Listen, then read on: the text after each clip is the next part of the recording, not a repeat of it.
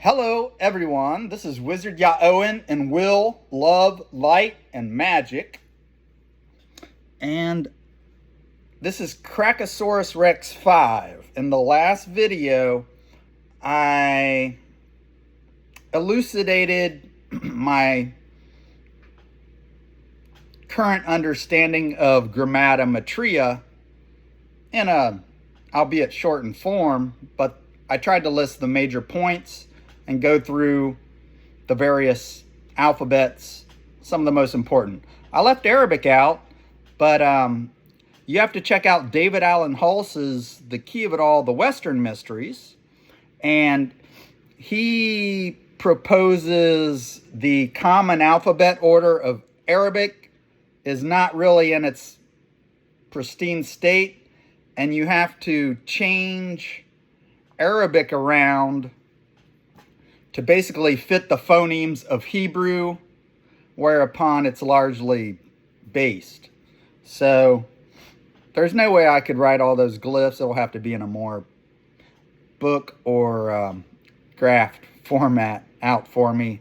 But I worked out those correlations, and as I recall, the everything fits. But I would let me redo that and comment later.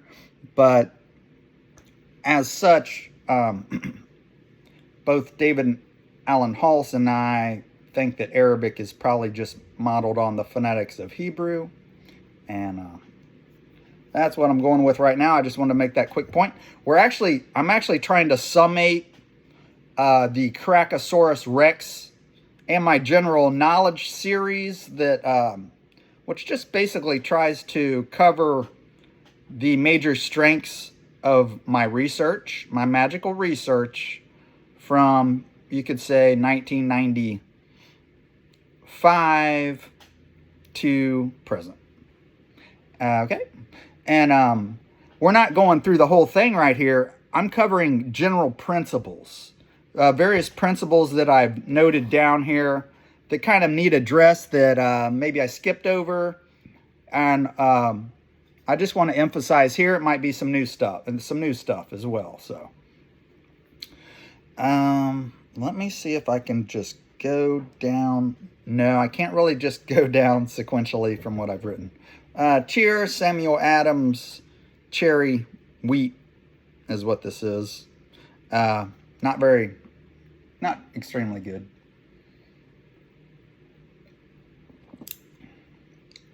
Two cherry, not the brimming wheat, unfortunately. Thought it might be a lot more bubbly, but cherry's a little bit too heavy for the wheat beer, turns out. Guess I should have bought maybe a Stella Artois if I was doing it. But okay, the general principles behind my philosophy is basically the adept has to get into the ancient human's mind, try to look from their perspective. And there's one major pitfall when doing that. I'd thought it before, but it doesn't occur to a lot of people. And one guy was actually that was pointed enough and astute enough to point out that the ancient peoples, the ancient humans of the earth, even starting like 0 BCE, even at that time, the conjecture is there was not a lot of symbolic thought. People weren't capable of really thinking symbolically, like has come out now in the 20th century with Joseph Campbell and his popularization of comparative religion, which kind of, tries to hone comparative mythology, different world religions into themes and everything. Fairly complex thoughts, trying to quintessentialize, that's a good word, everything together a little bit, and notice like all these symbolic themes. Well, that scholar, it's a scholar of the I Ching. I can't quite remember the book, so I can always mention it later. I'll be getting into probably good books for the I Ching, as I'm eventually going to comment upon the grams of the binary system in a more full way than I've just, jotted notes and such. But this I Ching scholar, he was astute enough to point out that the Chinese mind didn't actually and was not capable of perceiving deep symbolic knowledge. So it's a theory. It's, hold that in your mind. I think he was saying like maybe not until the Han Dynasty, and you can kind of trace the intelligence of the Chinese from like bare bones oracular stuff and with hardly any symbolism. And then the later works of the I Ching gets symbolic thought, like a lot deeper strata of symbolic thought attached to it and present in it. So not many people would think right away, because we're pretty evolved. Our mentality has got fairly evolved.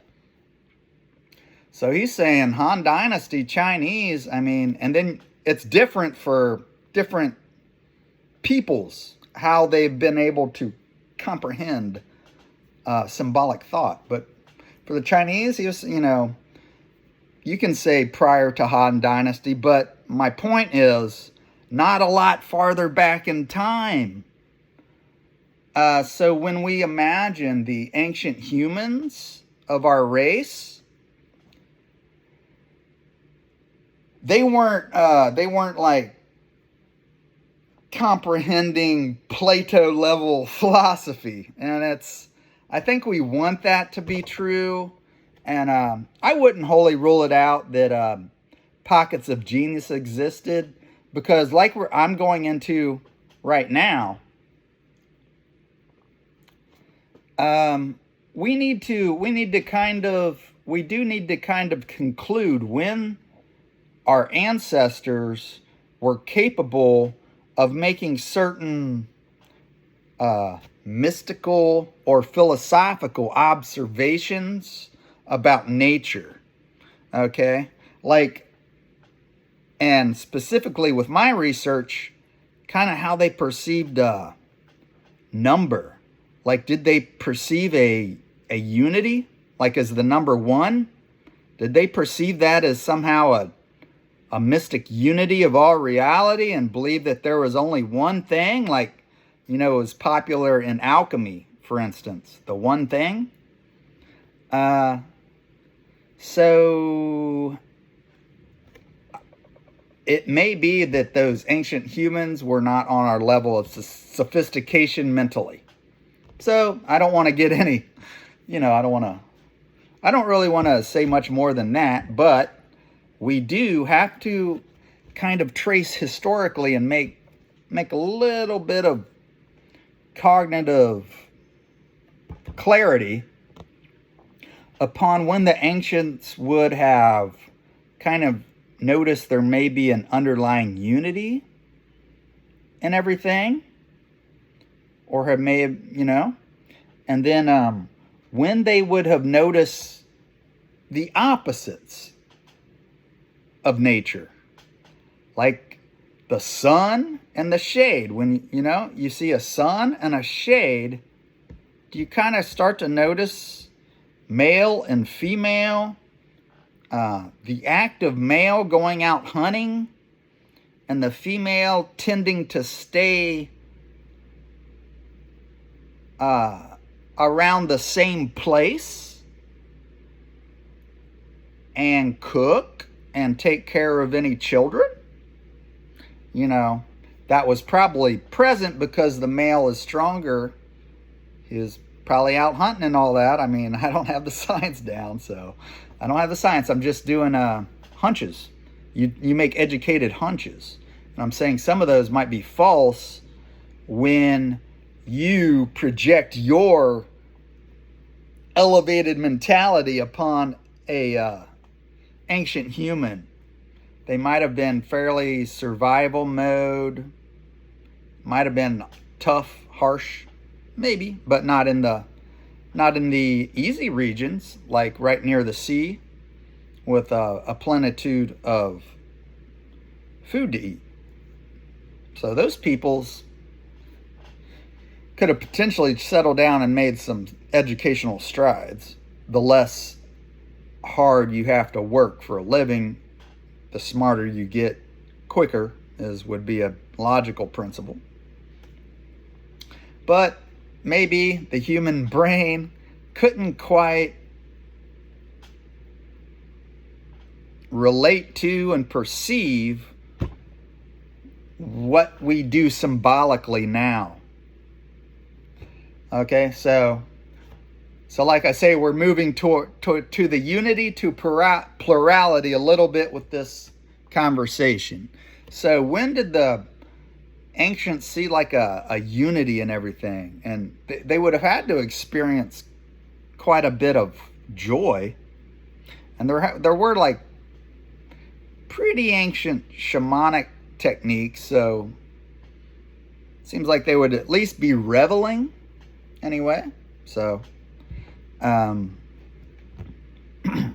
but we're doing the unity. We're doing unity to plurality here. So when would they kind of put together that there might be a underlying unity? It would probably be